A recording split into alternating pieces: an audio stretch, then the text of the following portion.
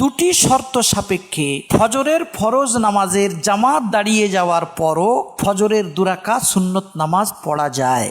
তোমরা যদি এমন সংকীর্ণ পরিবেশে থাকো যে ঘোড়ার পায়ের তলায় আছো, ঘোড়া তোমাদেরকে পদদলিত করছে, তবুও তোমরা ফজরের 2 রাকাত সুন্নত নামাজ ছাড়বে না।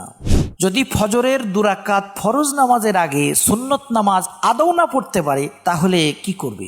ইন্নাল হামদুলিল্লাহি ওয়াসসালাতু ওয়াসসালামু আলা রাসূলিহি ওয়া আলা আলিহি ওয়া আসহাবিহি আজমাইন, আম্মা বাদ। সম্মানিত দর্শকবৃন্দ, আসসালামু আলাইকুম ওয়া রাহমাতুল্লাহি ওয়া বারাকাতুহু।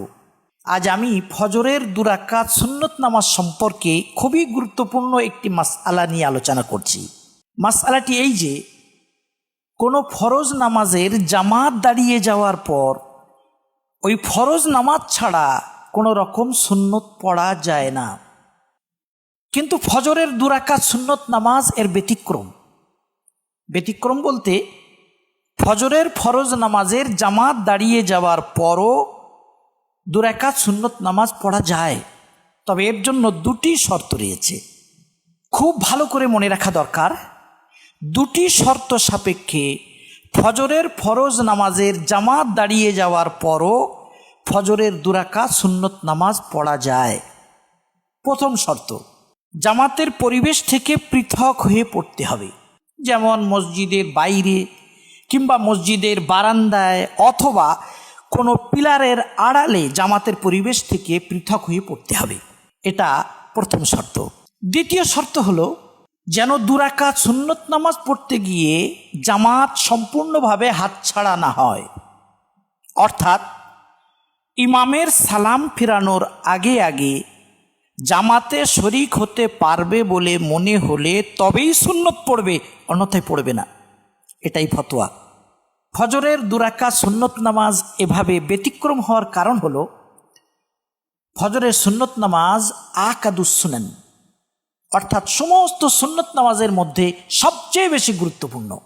এই জন্যই আমাদের অনুসরণীয় সাহাবা রাদিয়াল্লাহু তাআলা আনহুম আজমাইন এবং তাদের পরবর্তীতে তাবিঈন রাহিমাহুমুল্লাহ ফজরের সুন্নত নামাজ এভাবে জামাত দাঁড়িয়ে যাওয়ার পরও আদায় করতেন।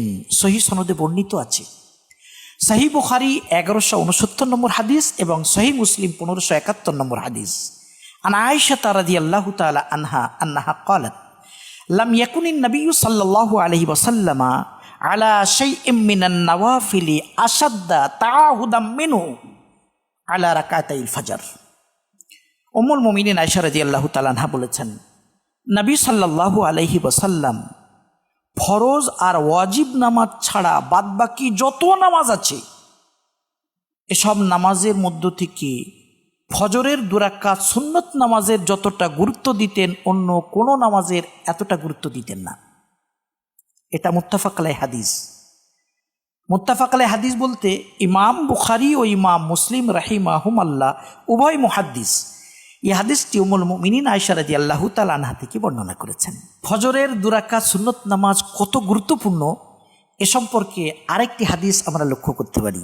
সুনান আবু দাউদের 1258 নম্বর হাদিস, মুসনাদ আহমদের 9253 নম্বর হাদিস, জামে সাগীরের 9741 নম্বর হাদিস এবং হাসান পর্যায়ের সহিহ হাদিস। আন আবি হুরায়রা রাদিয়াল্লাহু আনহু আন্নাহু ক্বালা রাসূলুল্লাহ সাল্লাল্লাহু আলাইহি ওয়াসাল্লাম লা তাদউহুমা ওয়া ইন তারাদাতকুমুল খাইল। আবু হুরায়রা রাদিয়াল্লাহু তাআলা আনহু বলেছেন, রাসূলুল্লাহ সাল্লাল্লাহু আলাইহি ওয়াসাল্লাম বলেছেন, তোমরা ফজরের 2 রাকাত সুন্নত নামাজ ছাড়বে না যদিও ঘোড়া তোমাদেরকে পদদলিত করে দেয়। অর্থাৎ তোমরা যদি এমন সংকীর্ণ পরিবেশে থাকো যে ঘোড়ার পায়ের তলায় আছো, ঘোড়া তোমাদেরকে পদদলিত করছে, তবুও তোমরা ফজরের 2 রাকাত সুন্নত নামাজ ছাড়বে না। ইমাম সুয়ুতি রাহিমাহুল্লাহ এই হাদিসটিকে হাসান পর্যায়ের সহিহ হাদিস বলেছেন, আর ইমাম আবু দাউদ রাহিমাহুল্লাহ এই হাদিসটি বর্ণনা করে নীরবতা পালন করেছেন। তার মানে এই হাদিসটি তার মতে হাসান পর্যায়ের সহিহ। অতএব সহিহ হাদিস দ্বারা বোঝা গেল ফজরের 2 রাকাত সুন্নত নামাজ খুবই খুবই গুরুত্বপূর্ণ নামাজ।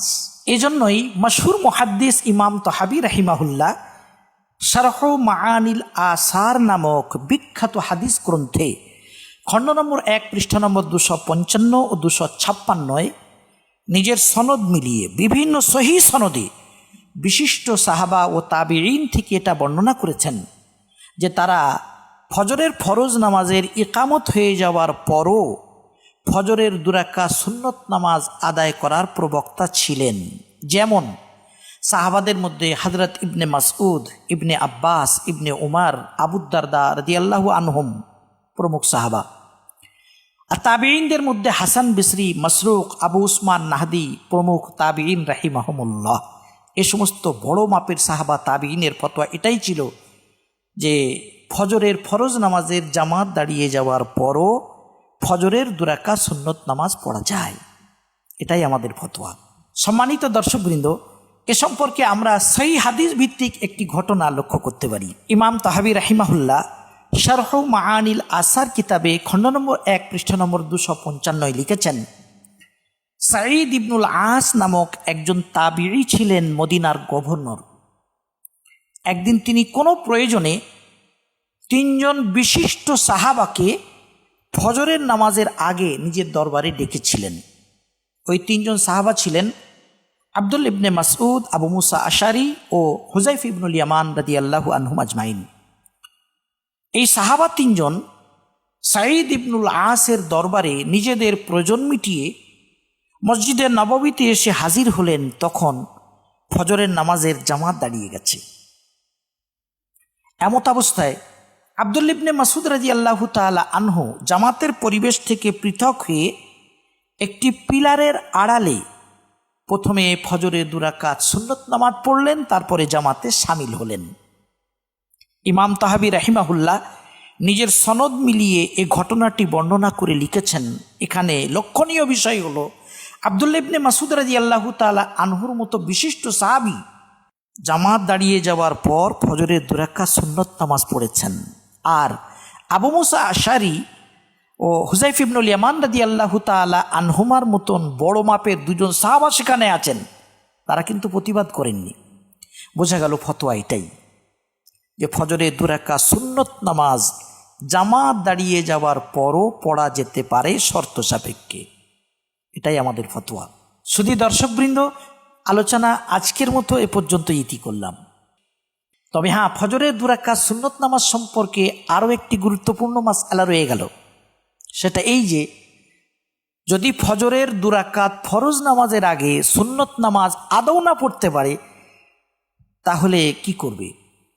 সুন্নত নামাজ কখন পড়বে? আল্লাহ চাইলে এ সম্পর্কে আমরা পরবর্তী ভিডিওতে আলোচনা করব। আজকের মতো আলোচনা এখানে ইতি করছি। আসসালামু আলাইকুম ওয়া রাহমাতুল্লাহি ওয়া বারাকাতুহু।